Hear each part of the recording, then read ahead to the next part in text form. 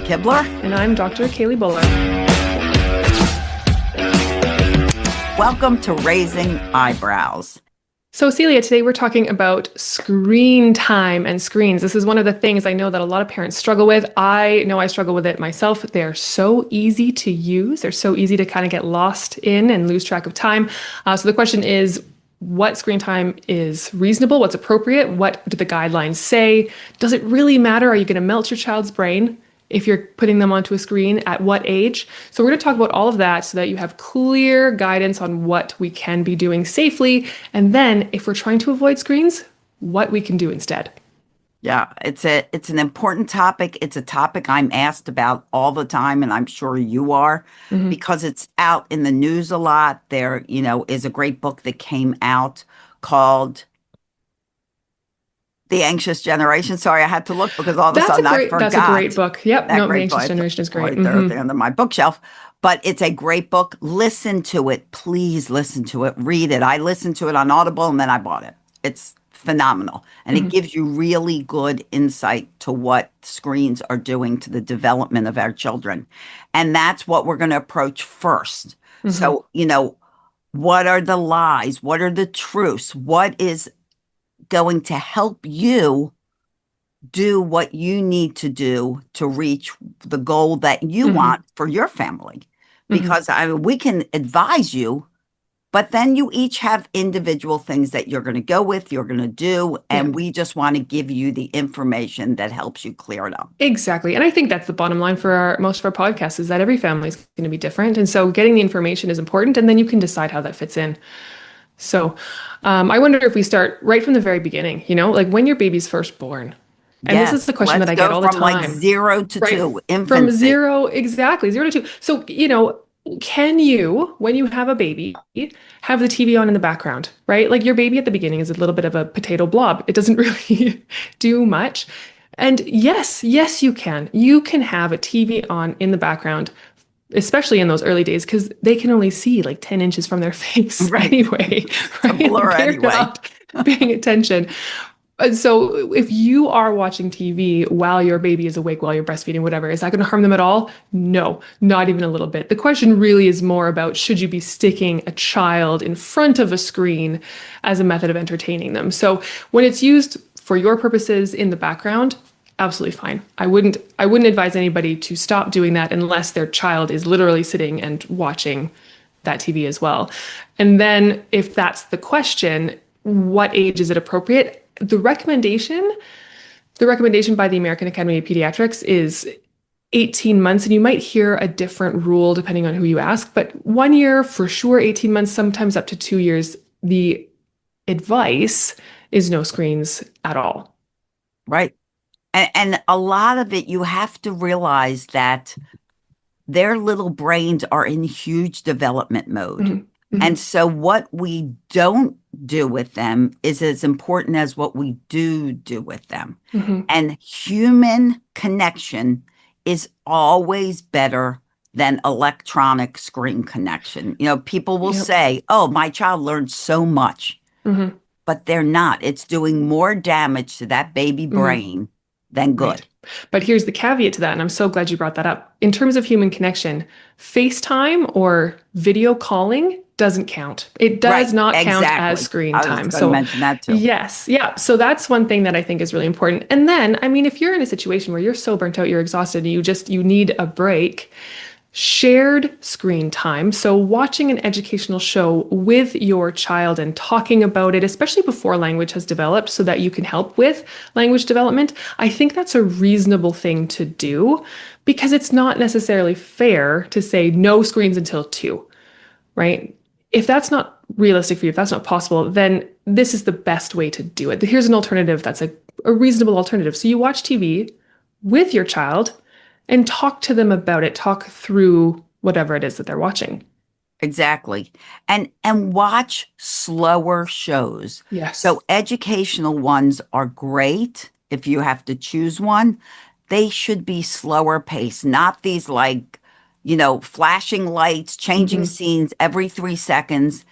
Those are not doing your child any favor. But a slower show that they can easier follow, that They are listening and waiting for the end. It's not destroying that delayed gratification, which Hmm. is what so much of screens do, is there's so much instant gratification. They Yeah. can't wait for anything. Hmm. So if you're choosing a show, choose one like that. Not a lot of lights, not a lot of flashing, Hmm. not a lot of, change of scenery every 3 seconds. Yeah. And that continues to be true as your child gets older, especially if stopping screens is hard for them. So the more engaging, the more flashy, the more fast-paced a show is, the harder it is for your child to move away from that. So different kids, different temperaments. I mean, my son, if I say it's time to turn off the TV, okay, like it's no problem. He doesn't have an issue with that. But I know there's a lot of kids who fight and scream and yell when the screen is taken away. So the slower the show is, the more boring, I suppose, the show is, the easier that transition becomes. So it's just something to keep in mind if you know that your child has an issue transitioning away from screens when they're done. Yes. And I also said, since you mentioned earlier, when you're stressed out, and from previous podcasts, we talk about stress being so detrimental to your Hmm. child. If you're stressed out and you're like, well, I really need to just sit down, Hmm. that's a great time. Sit down, watch a show that engages your child Hmm. Yeah.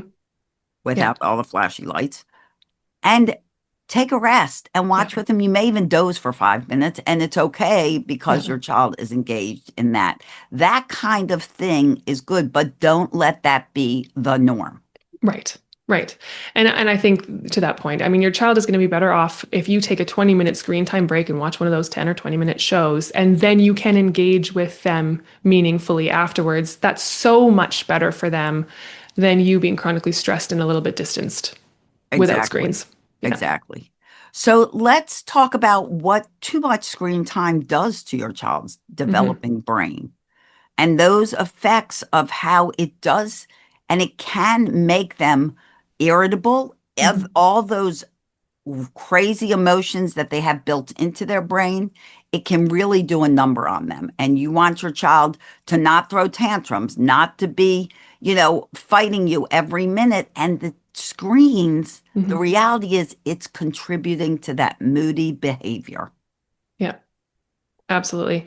And I mean, there's some, especially in the early years, language development, cognitive development, it can change that as well. So, especially under two, that's why that recommendation exists, right? But even Yeah, over two, there are limits to screen time for that reason, right? exactly. Hmm. And it affects their sleep. It affects so much.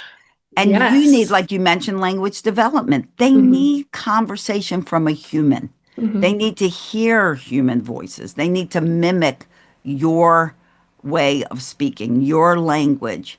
And they need to have reading, one of the best gateways to communication, Yes. reading from a So book. important. Hmm. Sit down and bond with your child. And when you start reading at a very young age, they will love to read. A lot of parents are like, start it at like 3 or 4. Not that it's ever too late to start, but you may have a harder transition into reading if they're used to having screens. Hmm. Yeah, absolutely. And it's a great way to take a break too. Like if I just need to sit down and read a book, it's a nice break too. So, one thing that I do want to touch on though, you mentioned that TVs can impact sleep, and there was a really interesting study done. I can't remember when it was. I think it was in the 80s or early 90s, when TVs in bedrooms were really common. And it impacted sleep enormously. And kids would wake up earlier and earlier and earlier because parents would say, when you wake up, turn on the TV so you don't have to wake up mom and dad. And kids would get less and less sleep because they were so excited to wake up and turn on the TV. So, one of the recommendations for screens is to have one central TV in the house rather than individual screens, and certainly no screens in the bedroom because bedrooms really should just be for sleep, ideally. Exactly. Not even really for play and not for timeouts, not for discipline. Like it should really just be a safe place for To sleep. sleep. Right. And the other thing is tablets and iPads. So the distance that that screen is away from your child's face matters too in terms of eyesight and developing astigmatism or whatever the case may be. So the recommendation is if they have an iPad, it should at least be their elbow distance away, and that they should be taking breaks. Like their eyes need to take breaks from that screen every few minutes, ideally. But if the screen is further away, if it's a TV mounted on the wall, that risk becomes far less significant. Right. And it's not directly shining in their eyes, which is a gateway to their brain. Mhm. So they've got all that light and action going right into their eyes, right into their brain. And, like I simply say to parents, when you put a screen that close to a child's face, you hand them your phone, they have their tablet, whatever it is, they're not sitting at a table watching a tablet, they're holding it in their hands. Mhm. You are sending a direct message to their brain that it's party time. And if you're trying to relax them, Mhm. you want it to be rest time, not party time. Mhm. So if you're like, oh, how do I calm them down? The answer is not a screen. No. No. And that's a big one. I feel like handing kids a screen is the quickest way to stop them from fussing and crying and tantruming, but it certainly isn't solving the root problem. That's an issue for another episode, but the bottom line is screens aren't usually the solution. Yes. And I understand. It's like I don't know what else to do. And we're going to get to that. And we're going Mhm. to give you a great thing to do at home in a car instead of a screen at the end of this episode. So stay tuned. But when you think about giving them a screen, may be a short-term solution, but you're creating a long-term problem. Mhm. Yeah. So something to contemplate. Yeah. So basically the bottom line is no screens is probably the ideal, but I know that the ideal and the reality don't often line up. The next best thing would be video calls, right? So talking to a person on a screen basically doesn't count as screen time. After that, it's shared screen time. So watching a family movie is way less detrimental, I think, than plugging your kid in front of the TV for an hour and a half to 2 hours. And then beyond that, if it's individual screen time, ideally that's after 2 years old and in smaller increments. So, yeah, of course, they're going to watch a movie here and then. But if you can break it up into 20 minutes 2 or 3 times a day instead and put meaningful play or active play in between, then that's better. But of course, if you're stuck on a plane for hours and hours and hours and giving your kid an iPad and letting them watch a movie, is that going to harm them? No, obviously Right. not. Everything in moderation. So screens are not the enemy. We just don't think that they should be the solution to, I don't know what else to do with my child. And we're going to Exactly. give you some better solutions. Exactly. And as they get older, screen time needs to be in balance with their other responsibilities. Yeah. So if a teenager has screens and video games like they usually do, or a preteen, that should not be their only responsibility of the day is playing. Mhm. They should have whatever household responsibilities there are. There should be homework built in. There Mhm. should be helping you built in. There should be outdoor time built in. All of these things are built in alongside of their screen time. And Mhm. sometimes their screen time is homework. Understand that. And that also, by the way, had a huge recent study saying how detrimental that has been in the Mhm. learning over the past few years, and kids are not getting smarter based on this use of screens. Yeah. But that's for another topic when we go into Exactly. education, I know, I which know, we I will. know. We will. Absolutely. So, oh, I forgot what I was going to say. Oh, shoot. I was talking about older kids and screen time. And to your point, yes, the beauty of the technology of today is you can talk to a relative, a grandma Hmm. across the country, across the world by just opening up your phone and there they are. And so that is definitely something that you don't want to cancel Hmm. because that's a gift.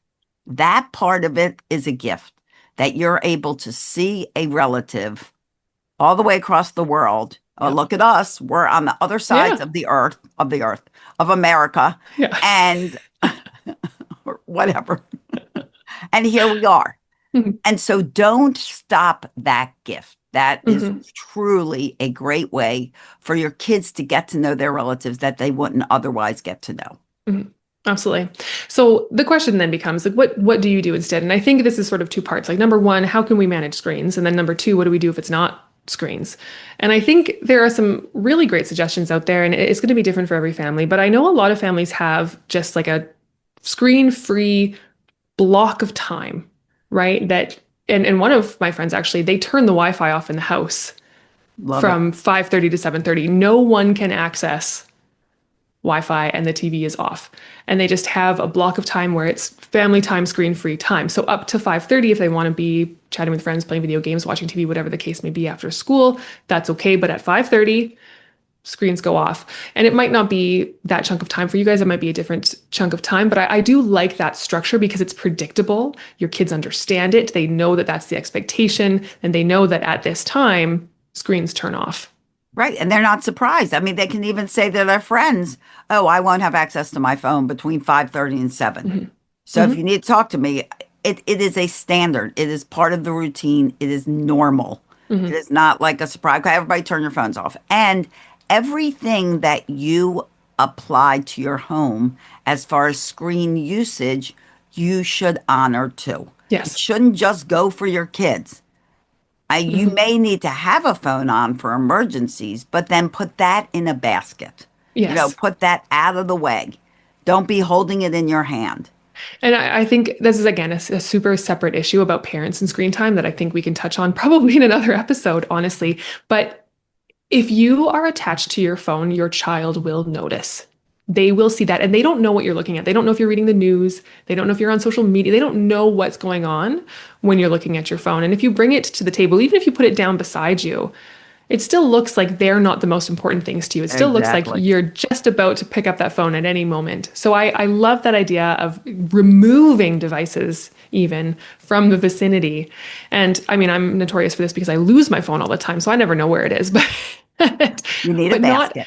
but not having it right, not having it with you makes it so much easier to engage with your child because it's tough. If my phone is dinging, I'm going to look.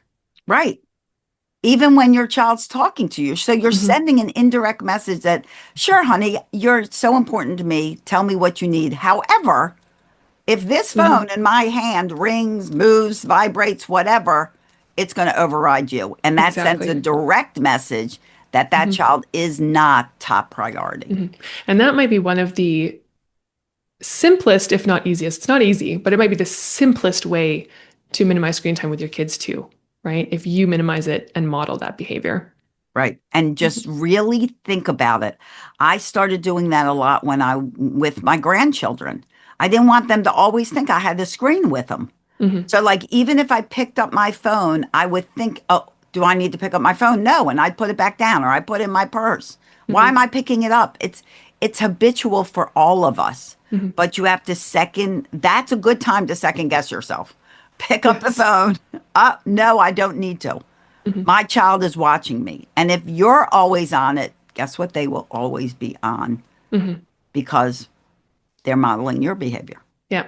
And so as your kids get older, and I know my sister-in-law, for example, she has a Kobo, right? She's a Kobo reader. And her kids are now old enough, they're 9 and 12. They entertain themselves 90% of the time, but it looks like she's always on a screen.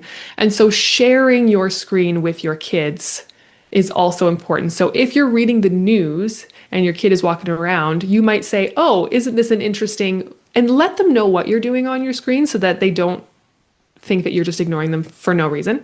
Exactly. Hmm. Exactly. And so many of us, you, me, there's so much work we have to do on our screens. Hmm. So let them understand, oh, this is what I'm doing today. I actually have to, make a video or I have to post this or I Yeah. have to research this and, let them know because, today's research is not an encyclopedia like it was when we were kids. Today's Hmm. research is whatever, Google or Chat Absolutely. GPT says I or mean, it's Grok it's or pretty much a all the handheld people. computer. Like you're doing Right. everything that you need to do, you can do on your phone. But So that it also puts it in your hand a lot of the a lot of the hours of the time. day. Yeah. Yeah. So, what do parents do if they're not on screens? I'm asked this question very often, and I don't blame parents. I think part of it's kind of sad that we have forgotten what to do in place Hmm. of a screen. And a lot of it is because you, as a parent, are on that screen. Like, Hmm. so what do I do if I'm not on the screen? Right. So I want to mention a few things and then we're going to go into something that's really valuable that you can start doing right Hmm. tonight. You can do it tonight. You can do it Yep. when you pick those kids up from school. It can be done in a car instead of putting them on screens in a car. Mhm.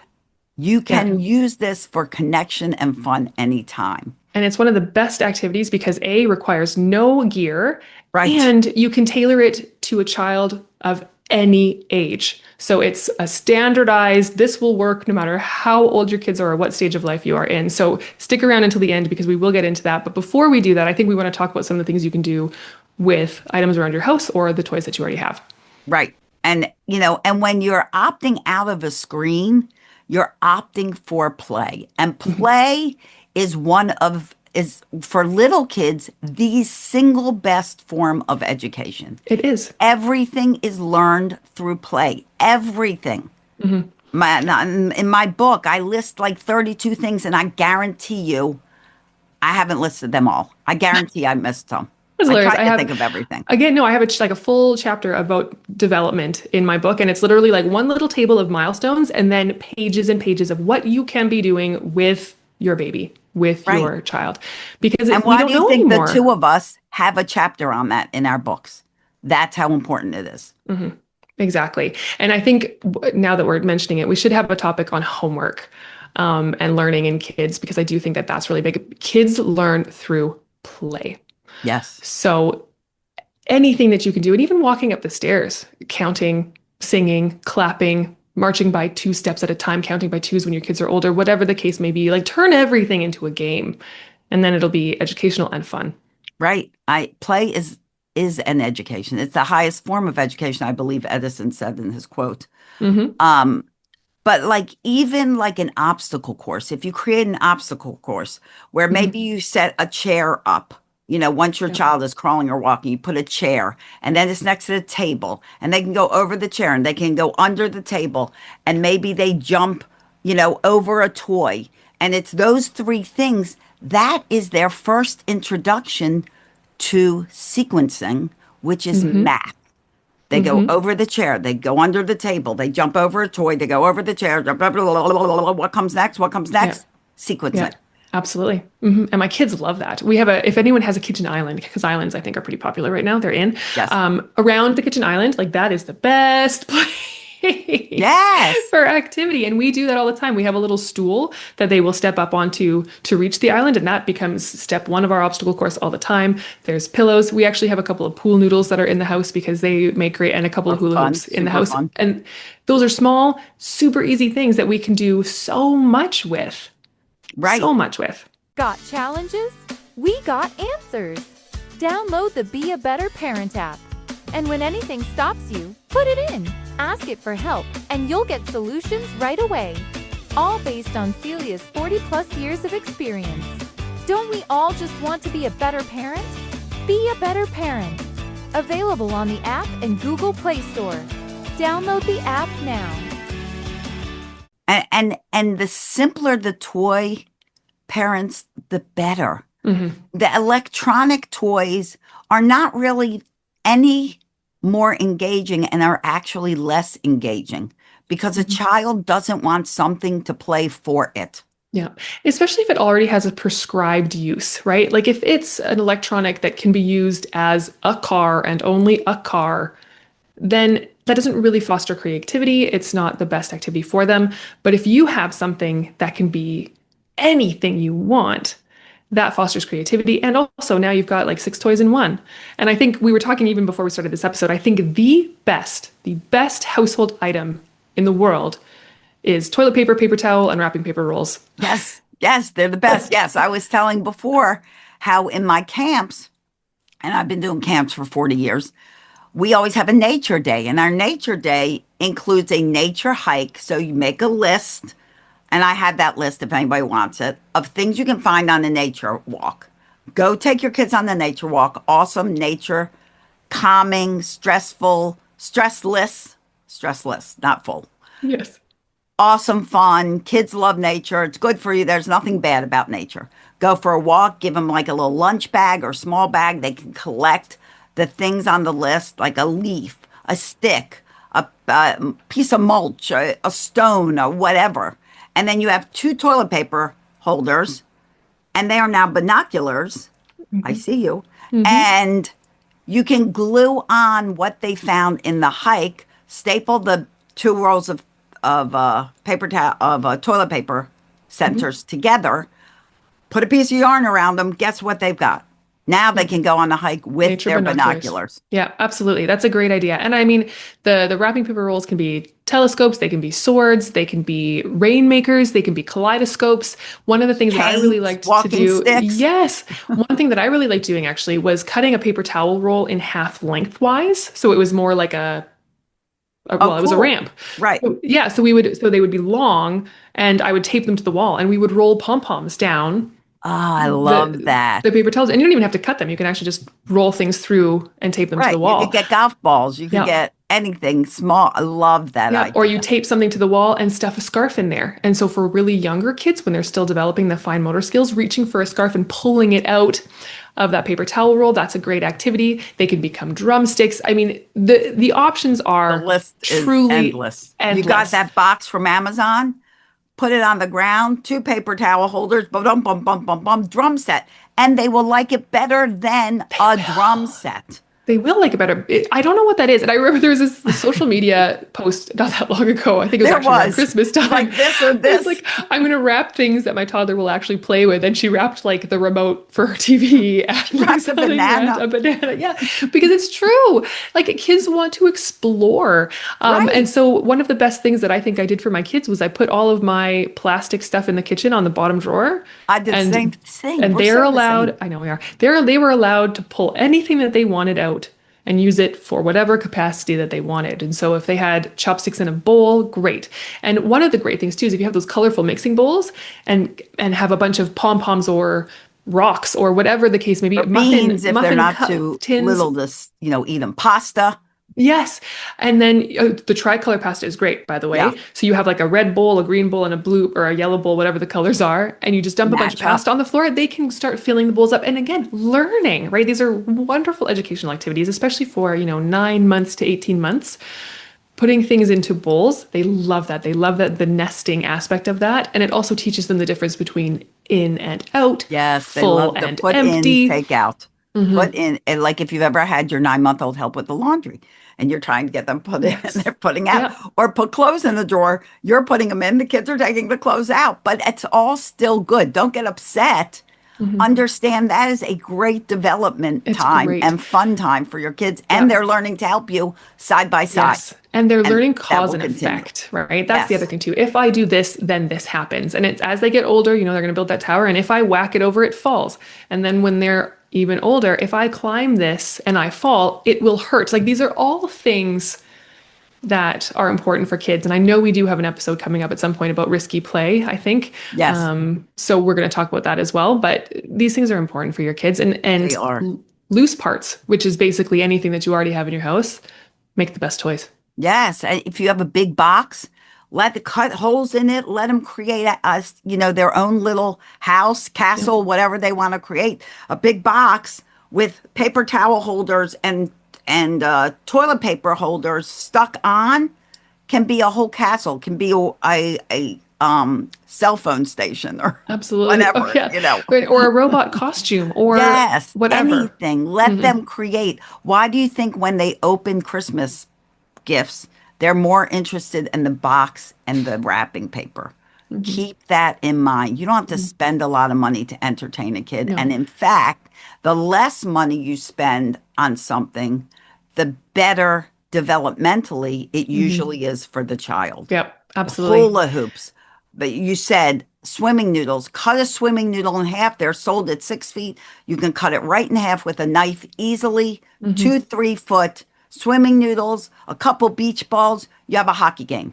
Right. Give one, give another, hockey. Absolutely. Boom, boom, boom. And one of the fun things to do outside is if you cut them in half or even leave them long, you stick a pencil in the ground. Just stick a pencil in your lawn and then you can stick the noodle on it and it'll stand upright. And you can make like an obstacle course with that, soccer goals, whatever you want. Absolutely. They're so handy. 1,000,001 things to do with a swimming noodle. Right. But they're so handy. Well, and the best thing about these activities, and here's the part that I think a lot of parents worry about, is number one, a lot of these things are pretty mess-free. Right. Right. And if it's engaging you in the process as well, number one, it's great for your brain too. Right. It's really great for anti-aging and anti-dementia later in life if you are engaging in creative games as well and creative play. And physical balance activity. And strength and right.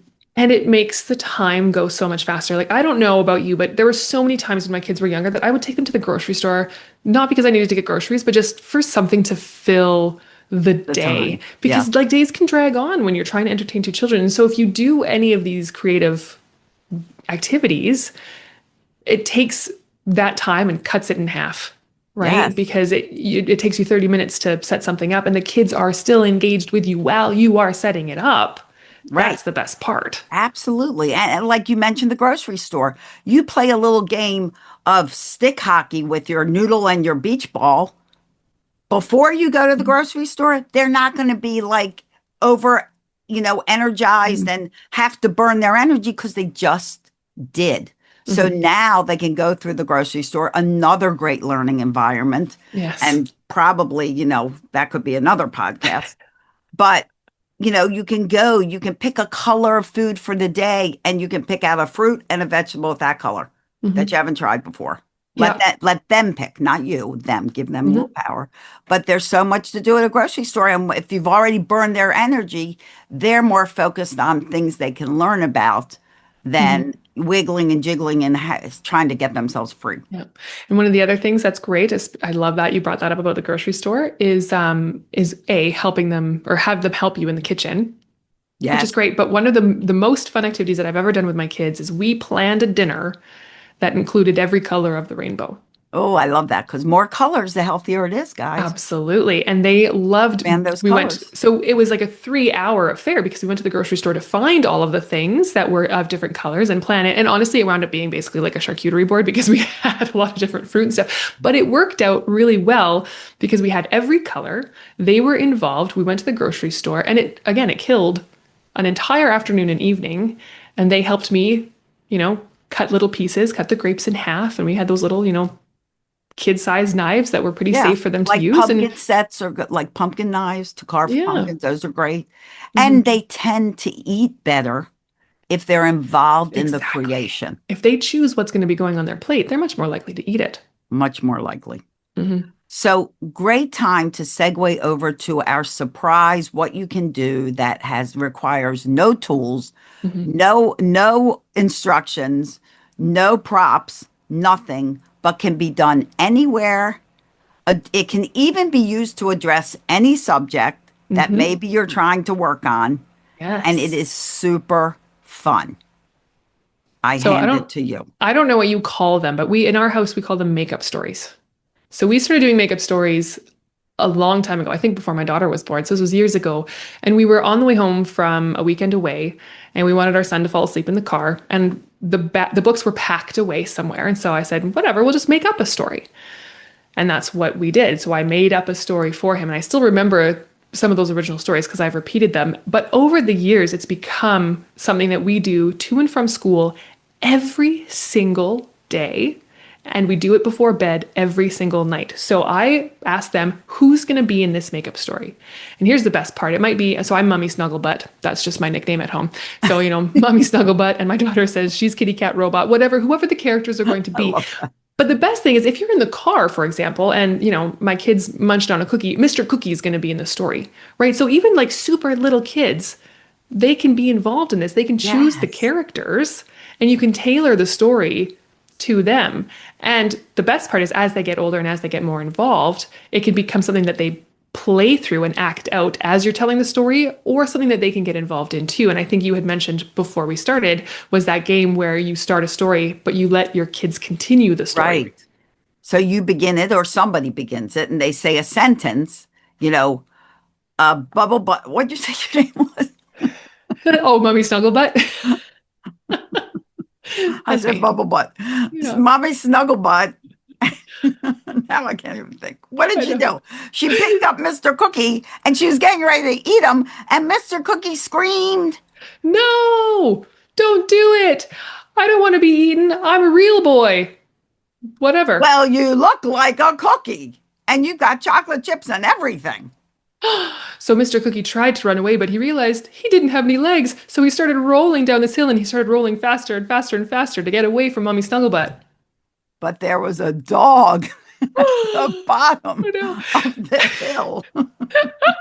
Right. So you can imagine how something so silly like this could be so fun for your kids, and it's fun for you too, right? Like that was 2 minutes of play, Right. And and that we was laughed. And fun. laughter really is the best medicine. Yeah. And they can add on a line as they get, even little kids, as long as they can talk. Don't think they can't be like if you say, and the little kitty jumped into a river and won't think of and swam away. Yeah. Give them a chance to Well, participate because you're teaching them creativity. and even if it's super random. So my daughter now, she's 3.5, but even earlier, she'd say, no, no. Then the car turned into a rocket ship. And you're like, okay. And then the car turned into a rocket ship. And you just go with it, even if it Right. makes no sense. Right. Right? And it's even more fun if it makes no sense. Absolutely. And so don't be critical. Don't be judgmental. Don't be like, oh, that's not a good idea. Whatever they Go with say, as it. long as, it's not like potty talk and stuff that, not I mean, well, nice we still, words. we still probably, But, yeah, we still probably would go with that too. well, depending on what it is. We But, just, we just turn it around into something more right, appropriate potentially, but you right. still, yeah, absolutely. And let that creativity flow. Let it flow because then they're using their brains to be creative. They're not watching someone else on a screen showing them, teaching them, doing for them. You are just brainwashing them, actually. And you are changing the educational and intellectual ability of their brains. It's been proven time and time again. And so choose fun. Yeah, choose fun. Always Absolutely. a winner. Always a Yeah. winner. So if we were to summarize, I think the bottom line is that screens are not the solution, but they're a tool that you can use in certain scenarios, and absolutely they're okay. The recommendation is no screen time ideally until they're 18 months to 2 years, and then it's upwards of an hour a day, I think is the recommendation for older kids. Doing that in smaller increments wherever possible and putting creative play or activity in between is ideal. But even better than that would be video calls with friends or family. But you can use screens. Like you're not going to damage your child if you use screens in an appropriate way. It's the same thing with, sugar snacks or unhealthy foods, everything in moderation. As Yes. long as you're balancing it out with creative play, engaging with your kids, it's absolutely fine to incorporate screen time into your day. And it's important to remember that screens, like you'd said previously, are not the enemy. The inability that you have to control them is what will keep them as part of your life if you want them part of your life, but keep them in moderation so it's not overused and it's not the only thing they want to do because they haven't had a choice of doing other things. Yeah. So if you're not using screens, loose parts. Find some crap that you've got laying around the house. Right. And Put play in a with bucket. that. Yeah.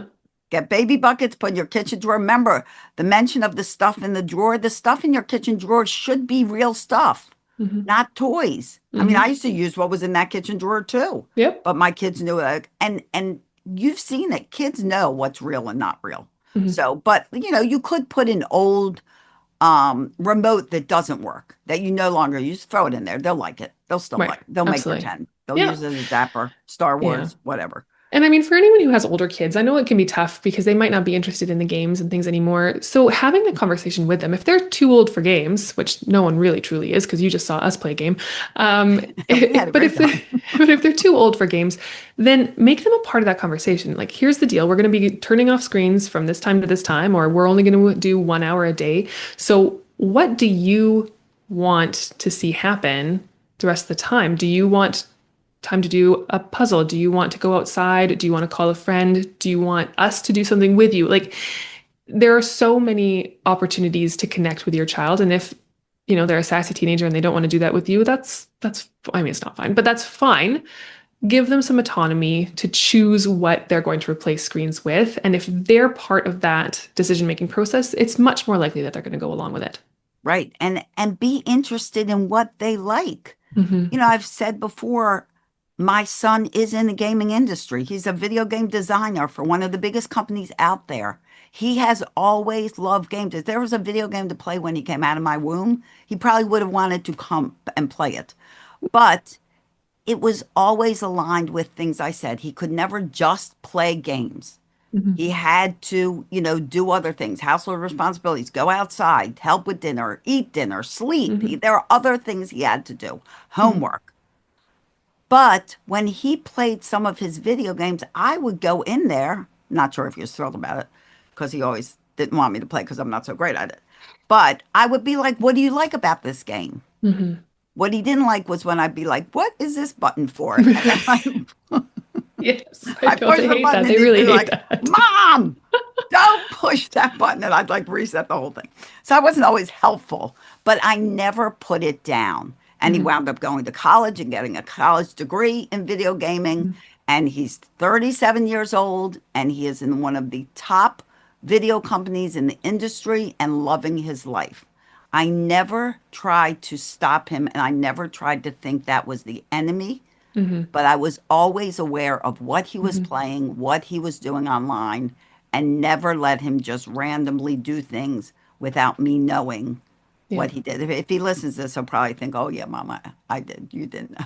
And I'm sure I didn't know everything. But No. be as aware as you can. Be as involved as you can. And and that, it brings up another great point, which again, we're going to have another episode on, but the good bad dichotomy, kids don't understand that.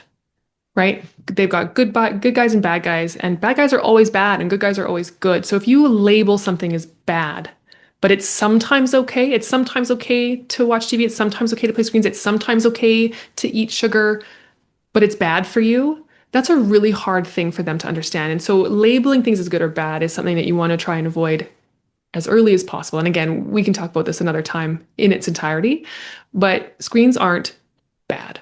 Screens are just a tool that we can use in moderation. Correct. And they're here.